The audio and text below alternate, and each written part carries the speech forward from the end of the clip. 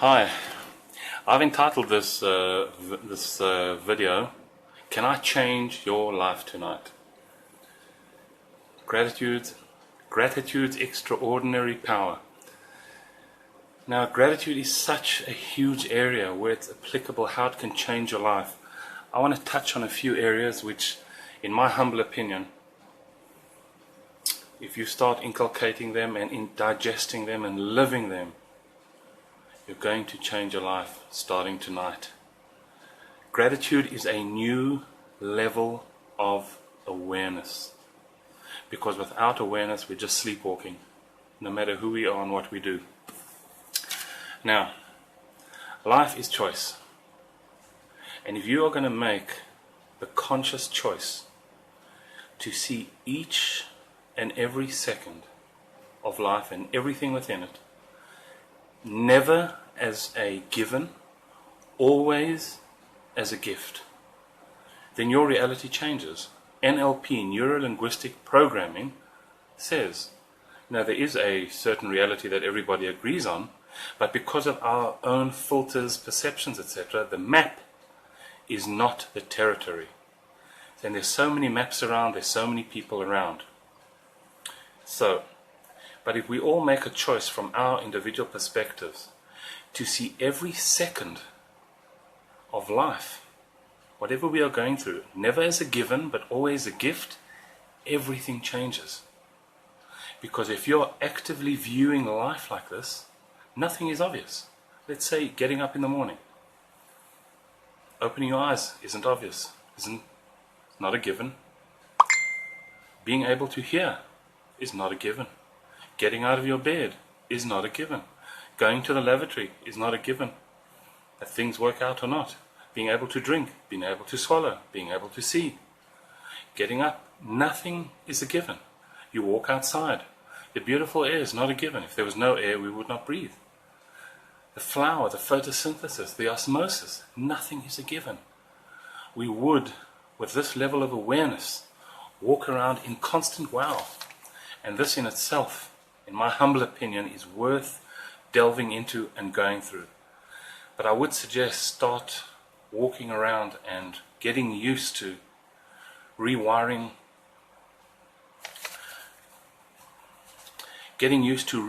your mind, that everything, there's some Facebook keeps stopping. Everything, rewire your minds. Everything is never a given and it's always a gift. Then you will totally change. Your brain, when you refocus your brain, that focus generates a heat-seeking missile, what you would call. Heat-seeking missile follows you. The result, where focus goes, energy flows. So where you focus is where your energy, where your perspective, where your life is going to go. And your life is going to change once you actively put into your head and into your behavior that everything is a given, is not a given, but always a gift. Now, I just want to go into a few little points, and they certainly have helped me. Maybe they will help you as well. When you go through the day, some of us, like for example, let's take a very small example. I know someone who was going to the post office, and just as they were about to get closer to a certain area, to the building, and they were going to turn into a parking, they noticed somebody else backing into the parking, not looking, just backing straight into the parking, not caring who is there. And so that person had to brake, swerve, and almost hit a bus. That could have been certain death. Now, many of us in similar situations, similar versions, what are they going to do? We're going to say, oh, great. Oh, at least that didn't happen. But the fact that something didn't happen does not in any way take away from the horrific thing that could have happened. And when we stand in awe of that and appreciate, wow, we've been saved, I don't know why our hearts are not touched, why we don't change that minute. Because we're at a level of awareness. Sometimes I'm surprised at ourselves. We're at a level of awareness of plants. We need to be aware to all this providence Yes, there are plenty. God has a plan. There are plenty tragedy. There's much tragedy in the world and plenty issues. But there are so many things on a daily basis that we miss. And then when, God forbid, something bad happens, we have tunnel vision and we forget everything we have benefited from. Every time anything happens, you walk up the stairs, consider what could have happened. You could have slipped. You could have hit your head. The fact that you didn't, awesome.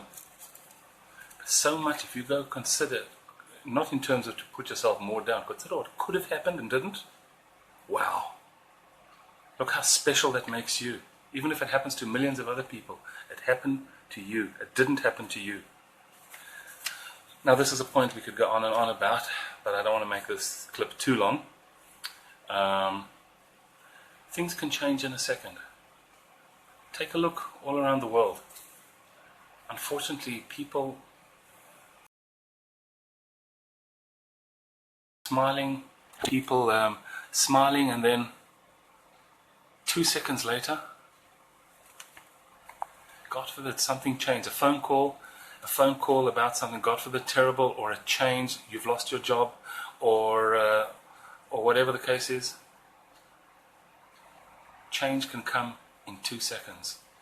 I unfortunately know of a radio broadcaster here in Israel who was driving from one destination to another, and he had a heart attack in the middle of the highway. Things can change in a second. Beware of that. Before you take your moods out on yourself and complain and do whatever, things can change in a second. Hug each second. Another point here. All things, consider all the things you have in life. All the capabilities, the people, the abilities. I'm not talking about the toxics and everything like that. I want to ask you an obvious question. Do you want to lose them? In other words, God forbid, do you want the people in your life to die? Most of us would say no. Do we appreciate them? Or do we vent and vent and vent without considering? Do we really appreciate them in our lives? Do we consider that things could change in a second?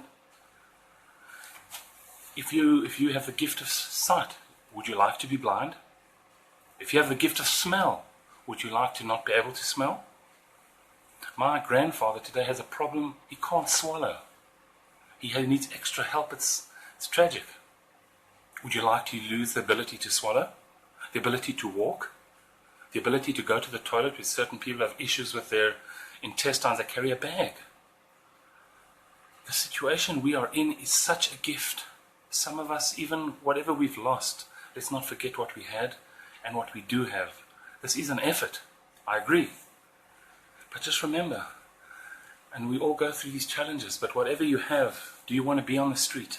Would you like to be in a tent on the road? Would you like to not be able to have any electricity? Would you not be able,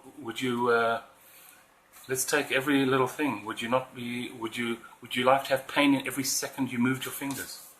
Would you not like to hear? I'm sure these are obvious questions. Everyone said, of course we want this and we want this and want that. Then let's act like it.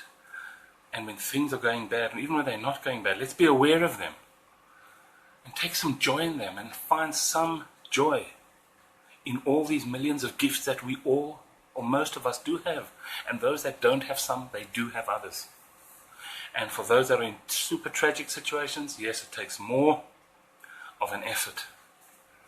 I agree, and it's tragic, and no one's judging everyone. There's a chap called, if you look him up, Nick Vujicic. He was born, without feet and without arms. That is such a tragic situation, but he has made a life for himself. He's married to a woman who has arms and legs. He has children. I'm not saying all this is easy, it's an effort, but your life is worth the effort. Now, consider also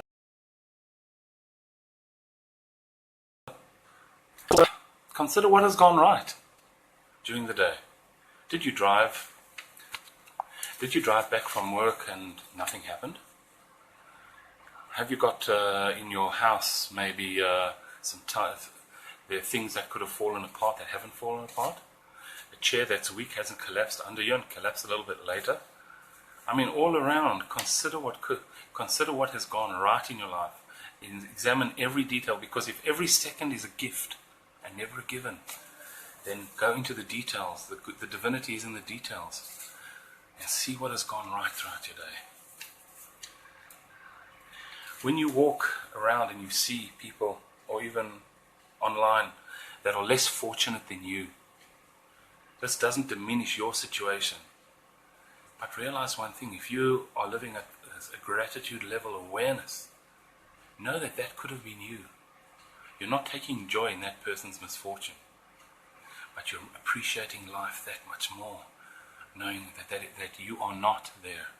Because wherever we all are, there are people in tragically worse situations. So when you see that beggar on the street, that could have been you. When you see that homeless person, that could have been you. If you are lucky enough to have most of your family members around, and you see people who don't have young people, that could have been you.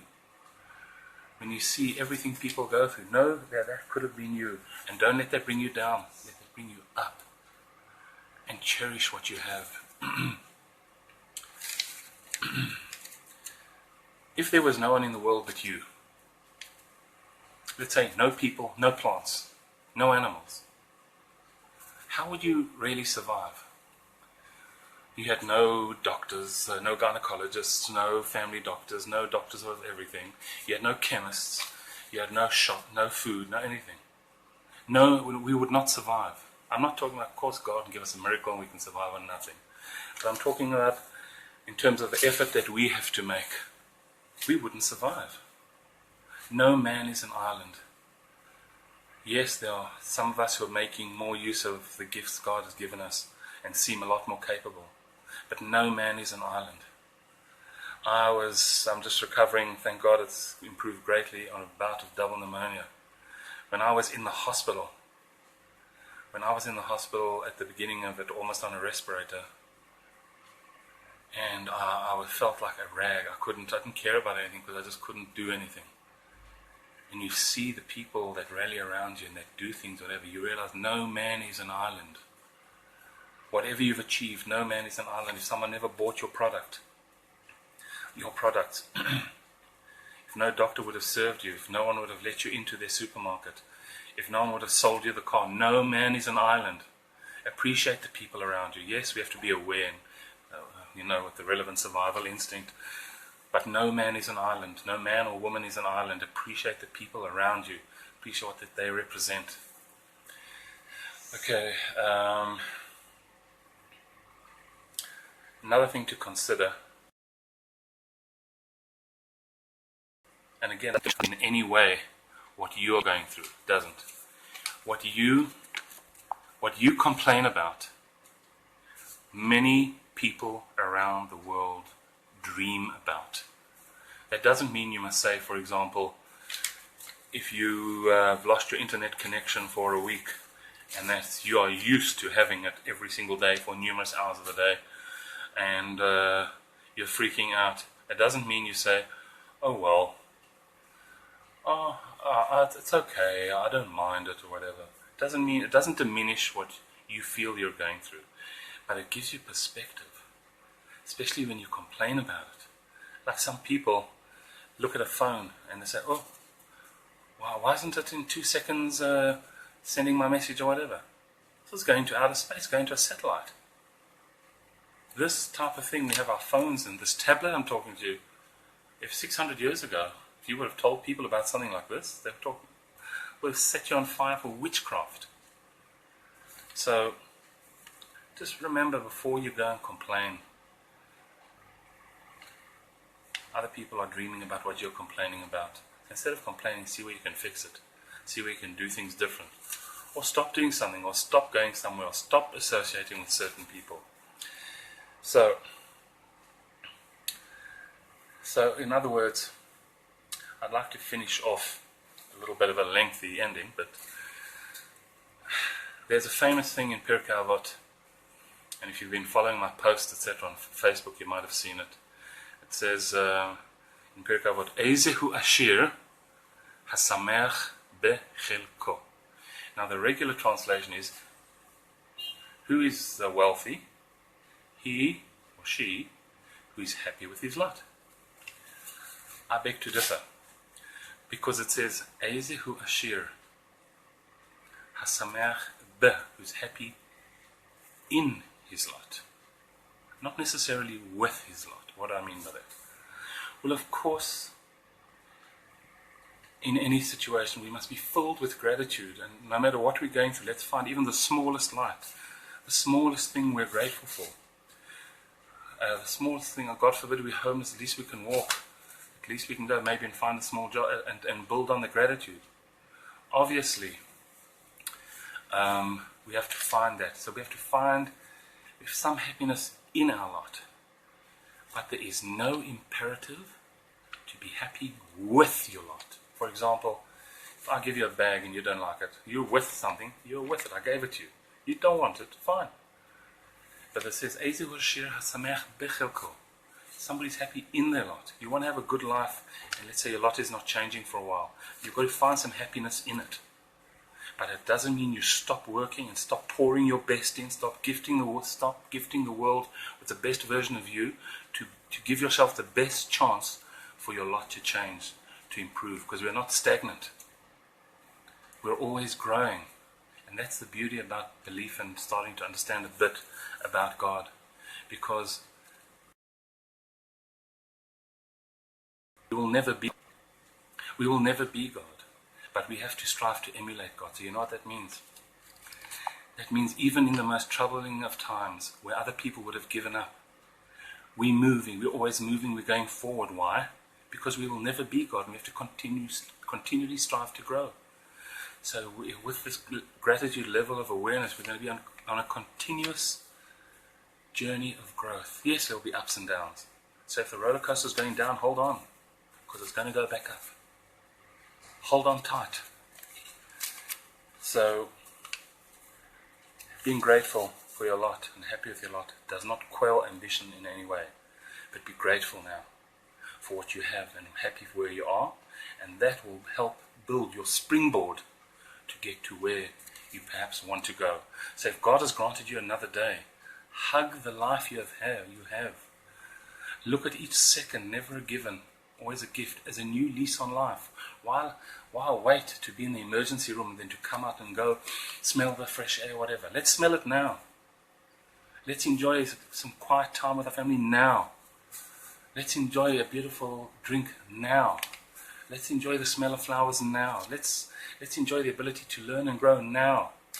Let's not wait for that wake-up call. Just like it says, we're told in the Torah, Uvacharta b'chayim, and you'll choose life for your family, etc., etc. Now, obviously, we want to live and we have to do things in the Torah, and that's why it's talking about mitzvot. It's not giving mitzvot to dead people. So why does it say choose life? Because life is a gift you are given. But the life you choose to live is the life you grab onto. God is going to give it all there for you. You may not see it, but your path has been tailor-made for you. And when you work on this gratitude level awareness and realize that the world, have the tranquility to realize that the world goes according to God's timetable and not yours, then you will continually grow. And your gratitude will open the channels for more abundance in your life that suits you. Because believe it or not, you are a unique piece of the Master, and your life is your unique masterpiece.